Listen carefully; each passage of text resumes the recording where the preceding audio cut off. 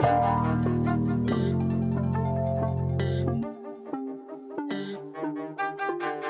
week, happy Monday, Sleepers Podcast, Monday, July 31st, last day of July. We just spent about 10 minutes off camera just catching up, talking about each other's weekends. Cartino, it's good to see you, my friend. How you feeling this morning? You know, I'm feeling good. Nice little, got my Monday iced coffee in my Spartan Yeti cup, by the way. Just, really good vibes on this Monday morning. Feeling good, had a good night's rest, relaxing weekend. Saw Barbie, so yeah, can't complain. Are you feeling like you are Knuff? I am feeling like I'm Knuff. And honestly, for real though, if anyone can locate me some Knuff gear, let me know. I need something immediately. Yeah, Gosling, generational. We've both seen Barbie now. I still need to see Oppenheimer, and then I feel like we can have a real dialogue about both movies. I'm going to try and see that this week for the record, but glad you liked the Barbie movie. I also liked the Barbie movie when I saw it this weekend. And one quick question. Did that Yeti cup, it was black, right? Is that the color? I'm seeing that right? Yes. Does that have a one-of-a-kind, first-of-its-kind texture with paint spatterings on it that has never been done before? Yes, it actually does. Oh, very nice. That's incredible. Today's going to be a fun episode, I think. We have a lot to get to. We're kind of just commenting on a few different things that sort of went viral over the last few days. One of them being Pistons related. Former Piston Stanley Johnson had some comments. One of them being Pat McAfee related. I feel like we've gotten some McAfee comps recently, and then here he goes, lighting the world on fire. And then we're going to talk about your program as well. Michigan State had a big event over the weekend. So a lot of fun to get to. But first, 20 comments from last week's Riley Friday episode. If you missed Riley Friday, go back and watch it. I thought it was a pretty good one. 20 comments. Here we go. Let's jump right in. Michael Mann, 2171, said Greg's face when Carter said cornhole tournament was priceless. Laughing emojis. I don't even know what face I made then. I think that was a genuine reaction. Well, I still think I want to see that. You wanted to see the tournament style of the players. I wanted to see the players day drink and play cornhole.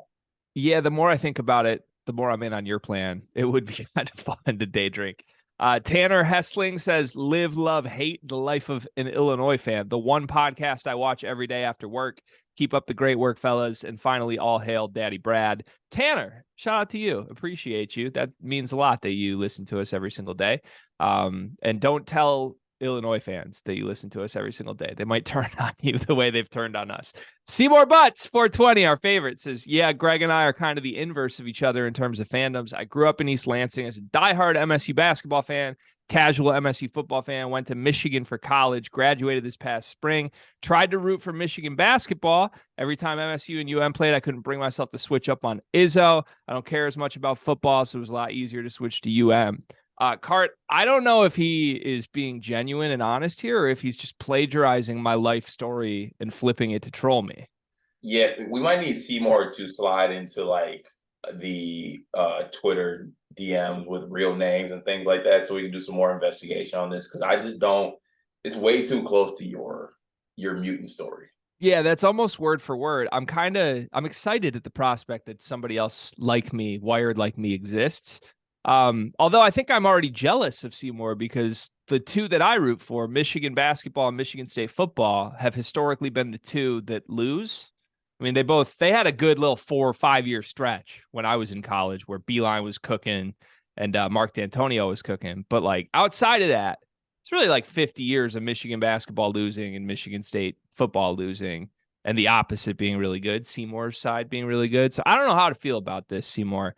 But I do love that you're a constant presence in our comment section. To that point, Seymour again says, when Sleepers hits 5K subscribers, we need a performance of one of these LeBron musical songs. Ball is in your court, Greg. I can agree to those terms. Please. I think I can agree to those terms. I went back because I was listening to the episode on Friday. I can't believe I admitted that I have those things. And I went back in the notes pad and just read them over to see if they've aged well over the last 2-3 years since I wrote them during COVID. They got some bars in there. I stand by this. I think it's hilarious. I saw this TikTok the other day. It's you don't know a girl until you look into her notes app and you just see baby names, all this other things, just thoughts. and then you go to your notes app, and there are LeBron musicals. Just the funny Yeah. So I think this came together after I was on like a big Hamilton kick, for the record. And then I was like, well, I want to write a Hamilton. And so I was like, what do I want to write a Hamilton about? How about LeBron? And then I realized there's actually this beautiful story about LeBron. Like, he's the chosen one. He wants to elevate his community. He needs to match Jordan. That's his whole life's purpose. But then, he realizes that's not even his life's purpose. His life's purpose was sitting there all along at home. His family is a beautiful story. I also wrote this on a piano, so there's actual music that goes with this. It's pretty incredible. I'm not gonna lie. 5K. I'll release a performance of one. Seymour. Gavin Booher says, "What do you guys think was the bigger bust? Pierre Brooks, Rocket Watts, or Foster Lawyer?" Oh, Rocket easy. Is that just because you had higher expectations for him? No, just because I can like Foster, because of his size, really didn't have a chance in the Big Ten. Honestly, Pierre, because of his size, didn't have a chance in the Big Ten either. Just kind of inverse reasons. Rocket had a chance. He did get hurt, but he was the highest rated of those guys. I did have the highest expectations of Rocket, so I guess he's the biggest bust out of the crew of those three. Yeah, I guess it depends on your definition, because Rocket was the best player out of those three at Michigan State. Rocket had good games as a freshman, even though those good games were wildly over-exaggerated. If you go back and look at the box scores of those, like people acted like he lit the world on fire. He was really inefficient even during his good stretch at the end of that year. I'll say Pierre Brooks, just because I think like Rocket did have a positive stretch at one point. Foster was very good at Davidson. At least he rewrote his career into something. We need to see what Pierre turns into, but I don't envision Pierre Brooks succeeding at Butler. I don't. Well, I mean, are we talking Michigan, a bust at Michigan State though? Yeah, I guess if that's the definition, then I think it's got to be Foster, doesn't it? Like, maybe, I don't know. I guess like Foster and Pierre, you just expected to be bench guys. Rocket was he's supposed to be all Big Ten as a sophomore, and he was terrible. Right. So I guess, I don't know. Maybe Rocket is the right answer. I still feel like part of Rocket stuff, though, is people contributed to Rocket's downfall by expecting too much out of him. Nobody expected anything from Foster or Pierre, and they still couldn't live up to it, which kind of if people would have let Rocket come along and think he's like a 4-year player, I still think he could have turned out okay at Michigan State. Yeah, see what happens. It's a good question, Gavin. Appreciate that. John Smith says, how would MSU's bench fare in the Big Ten next year? Day one starters figure to be the old guys. So that would mean a team of Fears, Carr, Booker, Normand, Holloman, Kohler, and Cooper, assuming you wouldn't have problems with only 7 players. Haha. I think I don't know if he means it this way, but I think that's a jab at how I was making fun of them for rolling with so few players the last few years. I think it is. I'm going to take it that way. That's a good one, John. What do you think, Carr? How good is that team? Where do they finish in the Big Ten? So just so I get this question correctly, if the backups were the starters, where do they finish in the Big Ten? Is that the question? If there were you couldn't play any of the starters. So no Hogard, Walker, Akins, Malik Hall, and Madi Sissoko. I mean, let's see. So you're rolling out Fears at the 1, Holloman at the 2. We'll say, I guess, Carr at the 3, Booker at the 4, Kohler at the 5, Normand off the bench, and Cooper off the bench. I'd say that team finishes could be good. Don't get me wrong, but honestly, realistically, that team probably finishes 7th, 8th, leaning more towards 8th, I think. So you think that team would be Indiana level good? Because 7th, 8th is Indiana level good. Yeah. I think that's pretty over optimistic. You think? That team. Yeah, I do. I trust that Jeremy Fears will be very good year one. I think at least one of Booker and Carr will hit, but I think the rest of that group is guys that shouldn't really be playing on the Big Ten level, and we're acting like they'd be a tournament team. You don't think Kohler should be playing? Not as a starter. You'd have to start on this team, right? Play 30 minutes. Yeah, but I'm saying he should play, though.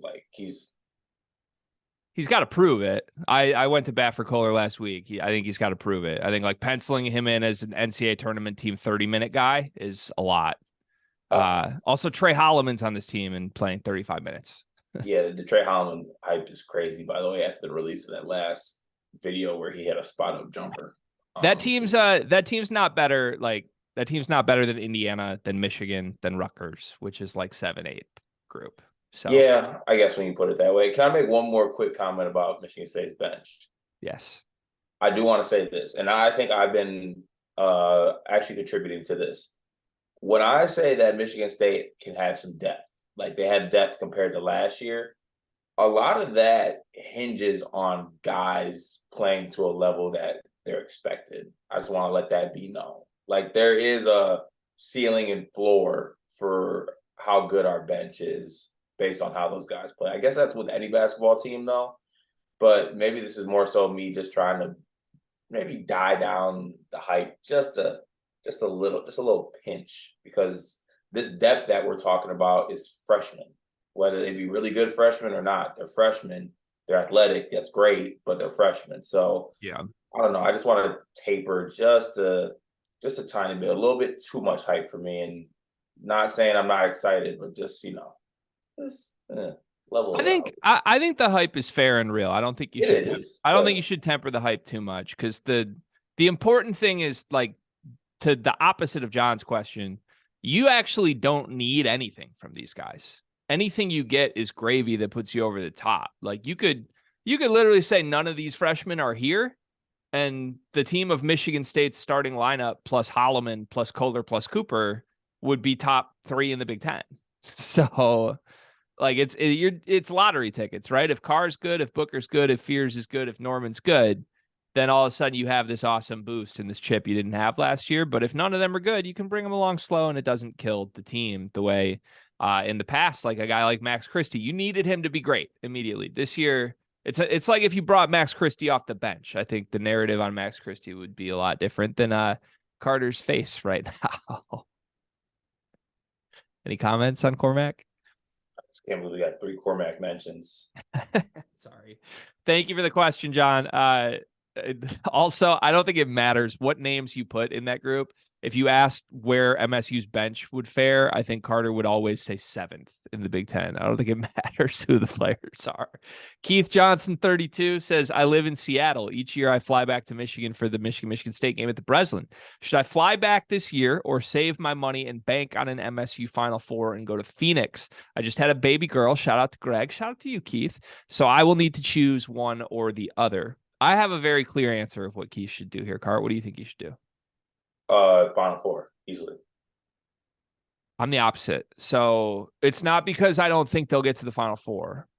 It's because there is a world where if you don't go to the game and you wait for the Final Four, you never have the opportunity to go to the game.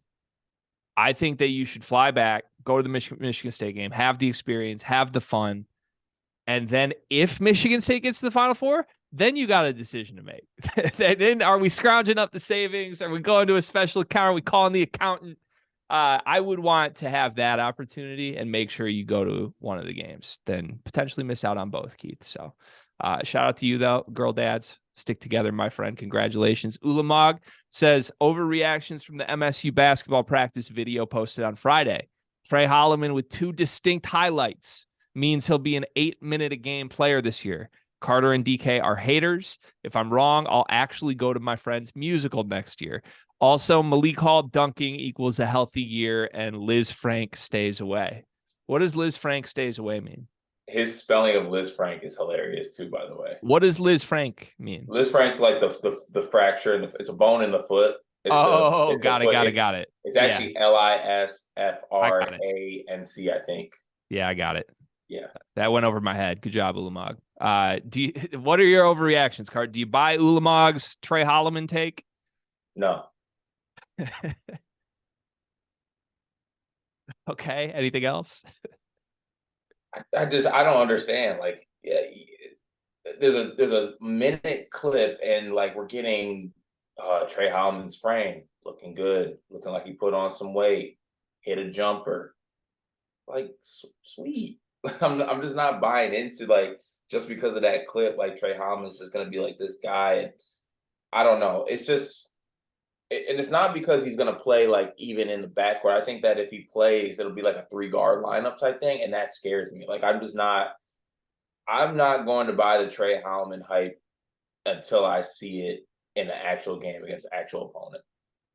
Yeah, that's fair. I just don't think there should ever be a world where Trey Holloman and hype are in the same sentence right now. Like, just why? Why are we hyping up the 12th guy? Let's just not do that. It would be like last offseason just doing Pierre Brooks hype. Like, oh, he was in a highlight reel. He's dropping 60 in Moneyball. Like, yeah, let's just wait until he does something that warrants any sort of expectation whatsoever. And it's also like, it's okay. I want to say that it is perfectly okay for Trey Holloman to not be a rotation player. Like, that's not us hating on him. That's not like diminishing his value in any way. Teams don't play 13 guys. Like, good programs have talented players that aren't part of the everyday rotation, that are break glass in case of emergency guys. It would be a good thing for Michigan State if Holloman was in that role, and we don't need to throw expectations on it for no reason. I have some quick overreactions, Cart, that are all positive, by the way.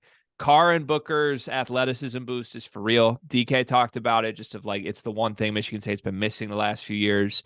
And it just pops off the screen, man. I don't know how it's going to work in a game setting, especially, I don't know if they play together. I don't know how you do it, but I do know one thing, like AJ Hoggard having lob threats that are Cohen Carr and Xavier Booker is going to be special and fun and much missed from like the last 3 years. He had Joey Hauser and Madi Sissoko's brick hands. It could look a lot different. Whoa. Madi's brick hands. Joey was just below the rim. He caught everything. That's what I meant. And two, I also want to say that this is going to shock some people. I am buying some AJ Hoggard stock right now. The more that I see, I think Hoggard and Walker, I think I'm almost underestimating how good those two are going to be this year. And I'm totally fine calling them the best backcourt in the Big Ten, arguably the best backcourt in the country. I think I'm still underselling it. Like, getting a third year from Tyson Walker's crazy. Like, imagine if there was just a third year from Jalen Pickett. Like, it's absurd that Michigan State gets that. And Hoggard, to me, like, there's the clips from him at the Flint Pro-Am. I like what I'm seeing. I think his body looks better. He looks good. I'm truly getting emotional over here. Like, it took me a while to adjust to like the running every morning, and the change in diet. But we've really reached. I'm having trouble holding it together right now. Have we reached a point where you're buying some AJ Hoggard stock? Yeah, we have. It's crazy. Fun team, man. You're going to be a fun team to watch. Lucas says Riley looks like he could be an extra in the movie Black Hawk Down. I haven't seen Black Hawk Down. Never seen Black Hawk Down. Haven't seen it. Fam says, great show, boys. Is there a reason behind having a missile in the thumbnail for the shows Riley is on? Yes, I just Google search Riley Davis, and apparently there's an actress named Riley Davis. So every Riley Friday, there will be a picture of Riley Davis on the thumbnail. Chase. I appreciate Fam confirming that he's Caucasian too by calling a woman a missile. Chase T65012 says Michigan and Michigan State football record predictions. Quickly, you got answers for that? I got Michigan State at 6 wins. Okay. Michigan? Oh, Michigan. Sorry. I got Michigan. I got Michigan losing 2 games. Okay. I think Michigan, I put the over under at a loss regular season. Do they lose to Ohio State or do they not? I guess I'll take the over. I also think I threw the hot take out. They lose one of the games without Harbaugh. So yeah. I guess I have to take the over for that. But this team should win everything they've been winning. And then it's just a wild card if you get to the playoff. Michigan State, I think you hope you win 6 games. I'm not really buying the whole Michigan State aura right now. I'm kind of sad about it. So I'll go under. I'll take 5 wins, but I hope I'm wrong on that. Aiden Tree 3327 says Greg is all the way asleep on Tominaga. 12 a game. He was putting up 20 a game the last 10 games of the season. Only had single digits once over the last 15. Hard not to see him taking a leap. Yeah, it's fair. Maybe 12 was harsh. He definitely was really good at the end of the season. I think my counter to that would just be a team that is built around Tominaga. I have more questions about than a team that like was built around Grisel being really good and Tominaga could just pop off as the third guy on the scouting report. I don't think Tominaga is a guy you center your offense around. I think he's really going to struggle in that role. Hope I'm wrong because I really like his game. He's fun to watch. Dat Boy from Illinois says, I hate that Greg is probably right about the Dre Gibbs Lawhorn video. Illini basketball social media team was asking for trouble with that one. I'm predicting DGL is gone after this year after another drama-filled battle for point guard. Cart, your thoughts? It's just Illinois' social media team. They got a little. I think they like drama. I think they like a little bit of spiciness because they also posted a video. I think was it 2 or 3 days after that with Domask putting Ty Rodgers like in the blender, and I'm just like, what? What did Ty do to you guys? Yeah, I don't know. Maybe they want to dial back some of the we're really great people comments. But one last thing I do want to say about the DGL video. There was about 19 fouls before he took the ball. I just want to let that be known. There was. That's the thing. It didn't. I don't think it painted either guy in a super positive light. It's one of those teams do this all the time. It's not just Illinois too. Like Michigan put out the Hunter Dickinson like working on his game video, and he was just airballing corner threes. Like I don't understand what's up with college basketball team social media accounts these days. Was it Duke or somebody had like an official account tweet that was just like wildly inappropriate this week too? Yeah, Duke said something about going to something about flicking the bean, and they took a picture by the bean in Chicago. Yeah, social media managers need to really tighten up here. I know Michigan State's doing okay. They know at least just start off the video with a Cohen card dunk, and then we'll go from there. That'll get everybody going. It's a safe thing to fall back on. Coy says 330 bench is probably higher than 95% of D1 basketball players. That's a lot of weight. It is. I agree with that. But I've also seen Riley Jim videos, and I don't think he's lying with what he said. C. Schmide says Tucker Carlson with Bob Hurley's phone number, LMAO. That was a good one, Cart. You were actually on your A+ game on Friday's episode. I just want to say that. Had to be done. C. Schmide 2079 again says Carter's roast of Douster was amazing. We did hear privately from Rob Doster in response to that. Never heard a public response from him, though. Got classic Douster. Classic. Always in the group text, never in the response. Wyatt Robinson 7620 says, I don't see Ty at point guard after the season. I agree with Greg to a point. Brett Underwood whiff. Ty is not with the line I wanted at point guard. He hasn't even attempted a jumper that I recall. I love Ty as a player. He isn't best suited for PG. Word is DGL is playing awesome, and Ty will play some point guard this season, but I hope DGL passes him at some point. I think that should be the hope as well. But again, as we've kind of listed out, we have concerns about DGL separate from our concerns about Ty. At least you got a couple shots at it. Both are really promising players, and if it comes together, Illinois could be really good. Last comment today, Cart. Grant says Steven Izzo versus Tyler Underwood. Thoughts? Eye emojis, 1v1, then as daddy's assistant. Okay. Well, in a 1v1 game to 12, winner takes ball, 3 dribbles. Tyler Underwood wins 12-0. I agree. Okay. What was the second part of that question? If they were assistants? Yeah, then as daddy's assistant. Tyler Underwood also washes Steven Izzo. Yeah. No disrespect, but Tyler Underwood, very good at his job. Also, just we haven't seen him hoop, but we have interacted with him quite a bit. I feel like he can hoop. I think Tyler Underwood. He's also 6'2", probably. Yeah, I think he's probably my height. He's probably your height. Steven Izzo is 5'8", 5'6". Yeah. People forget, Cart. Steven Izzo cut from my high school basketball team and then miraculously put on my high school basketball team a year later. Wonder what happened there. Fascinating. All right. Thanks to the comment section. Way to start us off on a good note this week. We appreciate it. Let's jump right into topics, Cart. I want to start with the event that Michigan State Athletics held this weekend. Thy Shadows is what it was called. It appears Darian Harris played a big role in organizing this, but it ended up, I think, being just like a uniform showcase and a celebration of Michigan State football. You had Tyson Walker, AJ Hogard, Malik Hall in the building. You had some former players there. It was the Eli Broad Art Museum, and they unveiled the new Shadows uniforms, which are a kit of all black uniforms with some textured helmets. Very nice looking uniforms, I must say. additional Aztec striping on the other uniforms that look more or less the same, just with a big Aztec stripe on the helmet and on the sides of the uniforms now. So all in all, it looks like a fun event. They sent invites out to a bunch of prominent Michigan State Twitter people.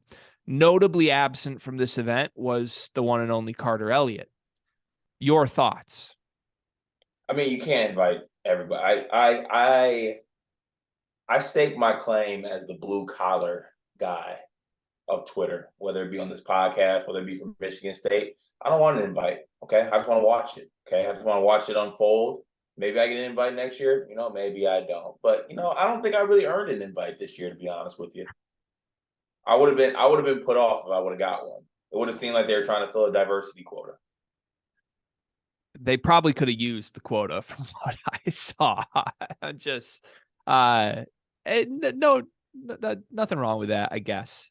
Maybe a little bit wrong with that, but yeah, I think it's just funny that it's like a bunch of prominent like MSU Twitter people, literally 48 hours after the absolute downfall of one of Michigan Twitter's biggest like people. Yeah, That's hilarious objectively. Timing couldn't have been more entertaining on paper, I guess. Yeah, it looked like a fun event. I mean, no major shots from me here. I think it was probably fun to be at. Everybody probably went to Crunchies, got a beverage and a burger, hopefully, and just had a nice little Friday night to themselves. I wish you would have been invited. Also, Justin Spiro wasn't invited, and he is making a rather large stink about that on social media. Different approach to you, who said nothing publicly about it.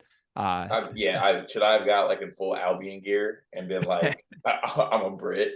I mean, Brits versus everybody, I guess. Yeah, I just want to say, I think whatever Darian Harris's role right now is awesome. He's crushing it. Clearly, I think I looked up his role and it was like director of culture development or something like that. I'm probably he just got a promotion. Now he's like assistant to the AD and also head of, I think, the NIL relations, I believe it is. Okay. Yeah. So I think he's directly the assistant to Haller. At least I think there's a couple extensions to like each program. I think he's the direct one for the football program. He's crushing it. Just want to say that. I like the uniforms a lot. Like I said, the black ones I think are one of the nicest uniforms I've seen. I think it's hilarious that sticker I sent you is real. The sticker is that real? Real. Yeah, it's real. That's insane. Yeah, they have state of Michigan stickers on the back of these helmets that say "Do not use" as a weapon, basically. Hilarious to me. Which good play. Like I applaud Michigan State for that play. Here's the one thing I just want to say, Cart. I got to nitpick something. This is about as on brand of like a Mel Tucker event that I can think of. And that scares me a little. Just want to say that. Just like a big spectacle coming off a bad season type thing? It's a lot of showmanship. It's a lot of Instagram-friendly material.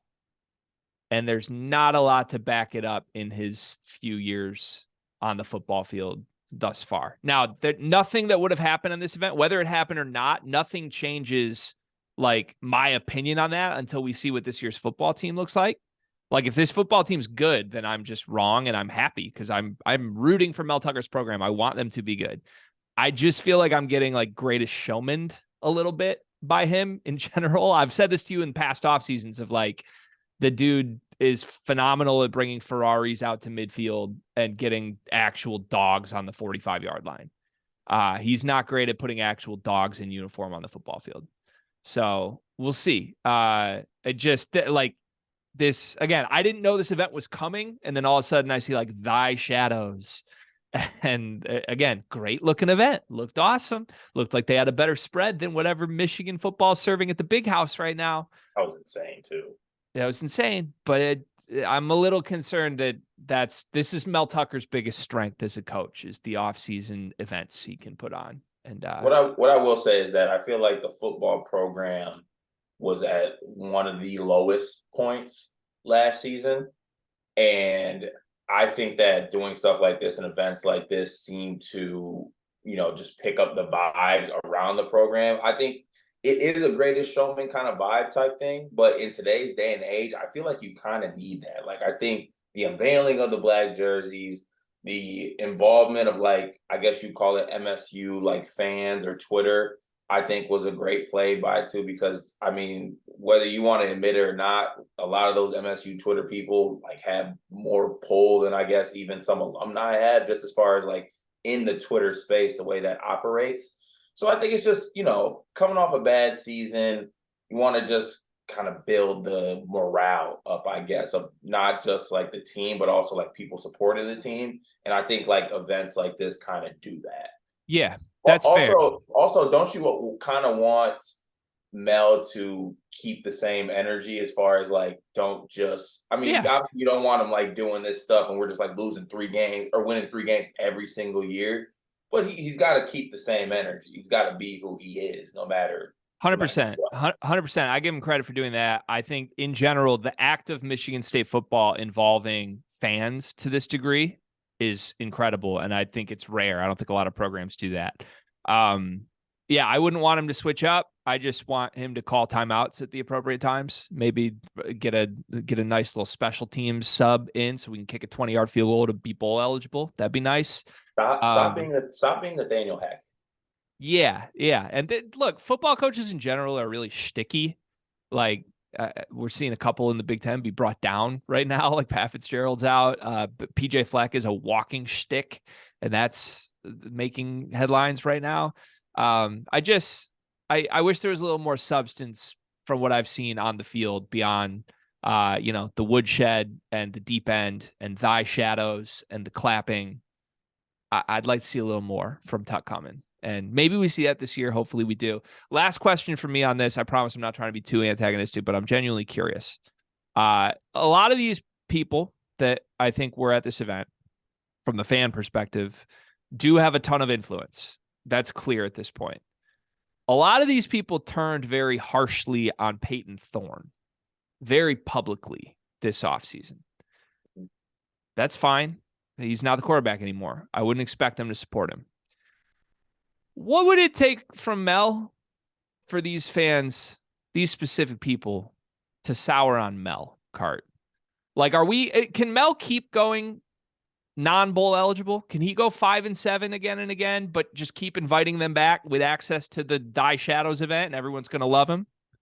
No, because at the end of the day, it's about winning football games and putting yourself in a position to play big time football games. So in my eyes, like if I had to I don't want to put a timeline on what it would be, but if we have another year like last year, I would extend it to 2. If we have 2 more years like we did last year, just because the recruiting is starting to pick up a little bit for the classes following, but it could get nasty just as far that's unacceptable in my eyes. And I think that would turn on them.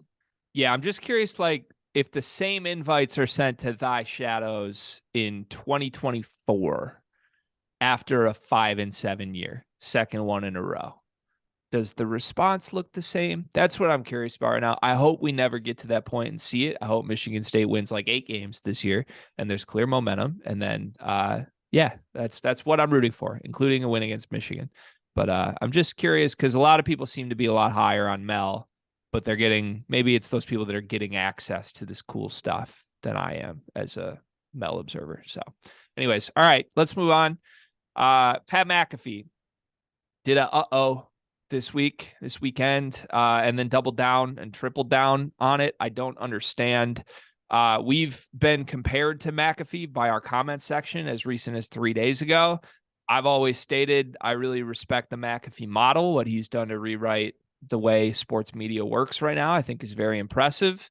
I have a lot of thoughts on this though, Cart. He made a joke about Larry Nassar and then stood by it and continues to try and draw attention to it. I have no idea what he's thinking. What's your reaction to this McAfee nonsense? It's just idiotic. It really is. And it's disappointing to me because obviously people have different views about how they feel about what Pat McAfee does in this space. But I do echo what you're saying. Looking at the McAfee model or the grind that McAfee did. Yes, he was in the NFL. Yes, he had connections. Yes, he kind of rode the Aaron Rodgers coattails. but like he was like on the same kind of model as us, like every single day, putting out content, kind of trying to build up a following. I just can't like wrap my head around the fact that someone would, one, make the joke, two, like double down on the joke, and three, like the fact that he retweeted the joke was absolutely crazy to me. And four, the joke stunk. Like it didn't even make sense. That's what I'm saying. Like it like even in the setting, the joke is awful. But like, what do you? It didn't even make sense to me. Like you're going out on the limb to make this awful joke about this awful person, and then you're just gonna stand by it. And like the tweet is still up right now. I don't get it. Yeah, the tweet's not coming down, which is crazy at this point. I have no idea what he's thinking. So I crunched some numbers, Cart. I did a little research in response to this whole event. I tweeted about it right away and was just like, what is this dude thinking? As did a bunch of people. Everybody rightfully so called him out. But Cart, Pat McAfee is reported to have a contract that pays him $85 million from ESPN over the next 5 years. That means he makes roughly $17 million a year. He makes $1.4 million every month. He makes $327,000 a week. And if you divide that down, he makes around $8,175 an hour. He has 2.8 million Twitter followers. Okay. When you have that type of following and you're paid that much money by anyone, you have a personal responsibility to just be a decent human being, which is why this is one of the more confusing things to me, because I've always been an observer of Pat McAfee's content, and I've thought that overwhelmingly him and his crew that he's put together are good-hearted people, and this is not a move of a good person at all. Now, I also think I'm sort of doing the thing that everybody on Earth does that's a natural reaction, where when someone you like does something horrible, you jump through hoops to make excuses for them mentally. Like my instant reaction to seeing this was like, oh, okay, he's not from the community. Like he doesn't realize how much hurt just seeing that name causes so many people. He's going to make this right. And that's why the original tweet is one thing to me, but then to double down on it, like you said, to come back to it, to draw attention to it, to retweet it, to re-endorse it after seeing how many people were outraged by this, to me, one seems out of character for him, but I don't even know how you can call it out of character for him after this, because it's just what he's doing, and it's really gross. I've been trying to understand the joke too, because at the very least, Pat is someone that I think does humor intellectually. Like I've never watched what he does on his shows and been like, oh, he's dumb humor. He's normally entertaining. He's witty. He's sharp. And to me, this is a joke that doesn't make any sense whatsoever. It's like if Mo Wagner airballs a three-pointer, like I'm not just going to be like, oh, Hitler taught him how to shoot. Like that doesn't make any sense. It's not funny, and it's incredibly stupid. And to me, like this isn't like a cancel culture thing either. Like I think Pat might think it is, which makes no sense to me. But like, I don't think anybody's response to this is like, oh, pull Pat McAfee from the air, get him off the screen. And I don't even think there's a contingency or like an element here of McAfee fans that are like, get him, Pat. Like, you got to be able to say these jokes. I think everybody on all sides of this is just like, dude, why are you making this joke? Like, it's not funny. It doesn't make any sense. So I just like stepping back from it. In the last 2 months, ESPN has laid off 7,000 people, including like really prominent names, right? So that in essence, Cart, they can pay Stephen A. Smith and Pat McAfee a combined $30 million a year. That's their content plan. And the way that those two seem to be using their platform is Stephen A. Smith tweeting and hypothesizing and wondering if Kim Kardashian is a prostitute, and Pat McAfee making jokes about a man who abused hundreds of children, little girls, while ESPN, the main channel, airs a pickleball pro-am in Jupiter, Florida. Like, I've never been more confused on what ESPN's doing. And let me make this extremely clear too, Cart. I say all this as someone who openly admits the first opportunity, if I ever got one with ESPN, I would run through the door for it. As I make these jokes, I would sprint through it. I would just like to think that if I got that opportunity and you and I got that opportunity, I would like to think we use our platform much differently than these two are right now. Like maybe we try and inform, maybe we try and be entertaining. Yeah, all that. But also like maybe most importantly, we just be good people when we have a platform like that. And that's not what Pat McAfee's doing. That's where he missed the mark to me. Yeah, we're not trying to come across as like old holier than now people, but I use the word decent human being. Like that's the phrase. Like I think you said it, but like just be a decent human being. It's really not that hard. It's really not. Like that's what kind of just confuses me and like disappoints me. It's so easy to just not do that. It's so easy to not do what Pat McAfee did. Like there's no one antagonizing him. There's no one going at him and like there's like you said, there's no one rallying behind him like, oh, like stick with it, Pat, like that. Oh yeah, you got him. Like don't let him get you off this topic or whatever. It just be a decent human being. It's very easy. I highly recommend it. It's actually pretty fun, very beneficial as well. So I just don't understand it. Yeah, be better, Pat McAfee. We implore you. We beg of you, please. Especially with the career trajectory of how your boy's looking. Like he's heading towards retirement soon, so you're gonna have to pick up the slack a little bit more, buddy. Yeah, deep breaths. Okay, let's move on to a Pistons topic. Stanley Johnson, oft maligned, quite a controversial figure in Pistons lore these last few decades. Stanley Johnson is the name more than anybody, Carr, whether this is fair or unfair. He's the name I most associate with the last decade of mistakes from the Pistons' attempts at reloading or rebuilding or competing, whatever you want to call it. Them taking Stanley Johnson, who was a very promising prospect at the time, in a draft where Devin Booker was taken 6 picks below him and wears Detroit paraphernalia everywhere he goes, is something I will never really get over. Now, Stanley Johnson went on some podcast. I don't know what podcast it was, but there's a viral clip of him essentially in detail responding to the concept of him being a bust. And his main quote was, he can't be a bust. He was not a bust in his time in Detroit because a bust means you didn't try. What do you make of this? Is Stanley Johnson a bust? Is that fair for him to say? How do you feel about him saying it? I think that for me, busts are worse than what Stanley Johnson was. So I kind of feel him on that front. I don't know if the not trying thing is something I can get with. Okay, because I feel like there are some busts that try. They just aren't those guys. I understand where he was coming from. As you know, Greg, I don't know if anyone else knows. I was one of like the biggest Stanley Johnson fans as far as like when we drafted him out of Arizona, what I thought he was going to be. I was always pulling for him bigly, but I don't know if I can get with the I'm not a bust because I tried motto, but I do kind of see the angle he's coming from. Whereas like Stanley Johnson had injuries in his time in Detroit. Now I know that he wasn't necessarily his best at all times, but injuries did play a portion of that. If he doesn't hurt his back, I think he is a different player. I'm not saying that he's going to live up to like what the Devin Booker was, but I think we're looking at it completely differently if he didn't go through some of the things he went through in Detroit. So, I don't know if you feel the same way about it.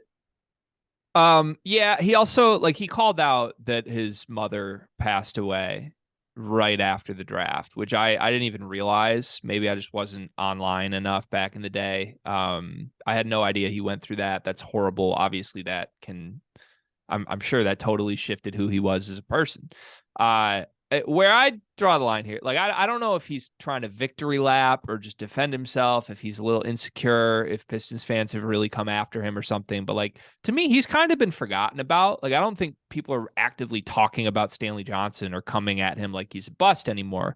So to me, for him to even go and talk about this, to me, it feels like that's something he carries. He carries the weight of this, whether he's insecure about it or whether people have said stuff to him or whether he just deep down feels like he didn't live up to what he should have.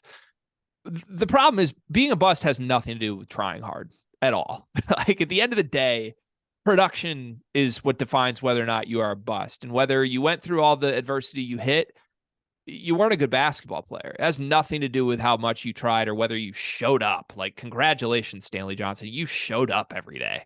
Wow. When we draft someone 7th overall, we really hope that they show up every day. Like, gold star. Stanley Johnson's career stats, he averages less points per game than Denzel Valentine. Denzel Valentine's on the first flight to Sydney right now. I don't see this. I don't get it. I believed in him as a player for a couple of years. That the summer league run where he was dominant was like, oh, we got something. Like him talking crap and not backing down to LeBron in that one playoff appearance where they got swept. Like I still hold on to that fondly as well. But I just don't think, like, he can't act like, oh, I'm not a bust. Like, you absolutely are a bust. You still have opportunities to rewrite that. Like, bust your tail, latch on to a franchise right now that you can prove that you warrant minutes in crunch time and rewrite the story of your career. Your career's not over right now. But the press run victory lapping that you're not a bust is just wildly inaccurate. And thank God, Cart, thank God the Pistons are in a better spot than they were however many years ago when Stanley Johnson was a key part of their rebuild. That's my biggest takeaway. Yeah. Also, as much as I love Stanley Johnson, I still Greg, you know how I operate. Like when I latch myself onto a player in the draft, it gets sickening to some points at how the lengths I will go to make that player, seem good in my eyes. We got a lot of stuff going on for Detroit right now. Asar Thompson is our chosen one. Like we can't. We've moved on from you, Stanley, and we wish you the best. And I do hope that he finds something as far as a career and sticks with the team because he really can't seem to stick with one right now. I mean, I can count on top of my head, he's played for like 3 or 4 franchises and been cut like pretty quickly, like after 10 days. So hopefully he latches on, but like we're moving on. I feel like Detroit fans don't wish him not well at all. So yeah, we got bigger, better things to move on to. Yeah, since he left the Pistons in 2019, he has played for 4 different franchises that have all had between 18 and 61 games to get a look at him. None of them have decided they want more Stanley Johnson in their lives. So it just is what it is. Like, call that bust, call that not a bust, however you want to define that. He's not a worthwhile NBA player right now. And that's not what was promised. That's not what was on paper out of who he was out of college. That's why a lot of teams keep taking shots at him because they think there is a player somewhere in there. Hopefully he gets to a point where he can get on the right track. All right, let's do our one big thing presented by Bigby. I have an actual Bigby coffee today, by the way. My ad reads have been pretty bad. I just want to throw out the Bigby coffee cup I'm holding on to right now. It says, we love our coffee. We love the people behind our coffee even more. And I take that to heart. I feel loved by Bigby. One big thing presented by Bigby. Bigby, where they love their people. Cart, what's your one big thing today? You don't have enough ice in your iced coffee for my liking. It melts down. I've been holding on to it for over an hour. I run at 7 in the morning. That's why you always get extra ice. Then you get less coffee. I need the coffee. Okay. Sorry. My apologies. My one big thing, I'm going to stray away from sports. I feel like I've done a lot of sports these last couple times, my one big thing. So I'm going back to everyday life on this. And this harps back on the being a decent human being comment that I had. There's being a decent human being, but there is one time I can think off the top of my head where you should not be a decent human being. And that is at a 4-way stop sign or a 4-way stop light. Okay. There's rules of the road. The right-of-way rule is you let the person on the right go first, or you let the person that stops go first. If you want to be a kind person, still let somebody go. Sorry, I'm hitting my microphone because I'm pissed off. It ruins everything. And then you and the person are just looking at each other like, oh, you go, oh, I'll go. And then you inch forward and you're just both just going and people behind you are waiting. There's rules of a 4-way stop. Learn how to do it. Learn the rules of right-of-way. Keep it pushing. So you want some decisiveness from drivers out there. Yes, it's not about being nice and seeing oh no, you go ahead and go. No, you were there first. You go, and he'll go right after you. Does Eleanor have anything to do with this complaint, or is this an all ages complaint? No, this is all age. This is not this is everybody. Okay.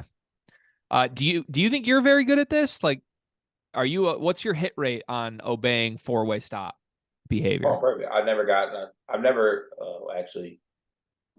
I got a ticket before, but I'm a very good driver. Okay, I believe that. I've been in the car with you for miles and miles of road trips, and Hours and hours, days on days. I would say you are the best driver I've ever rode in a car with.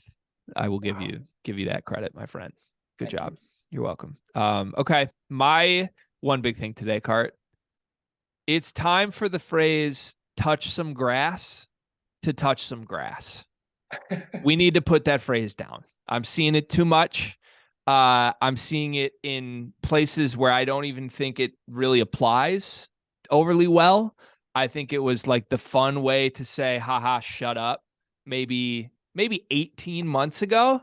Now, like, we can't use it everywhere. Like, we can't go topic by topic through this rundown of like, oh, like the guys looking for Odell Bredham need to touch some grass. And then Pat McAfee needs to touch some grass. And then Stanley Johnson needs to touch some, like, everybody needs to stop touching grass. We need no more grass to be touched. I'm out on that phrase. I am actively going to stop using that phrase for the next month and see how much better I feel.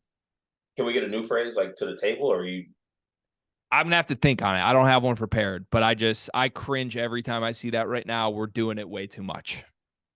If things that are clever become unclever when their volume exceeds like just 1,000%. That's where touch some grass is right now.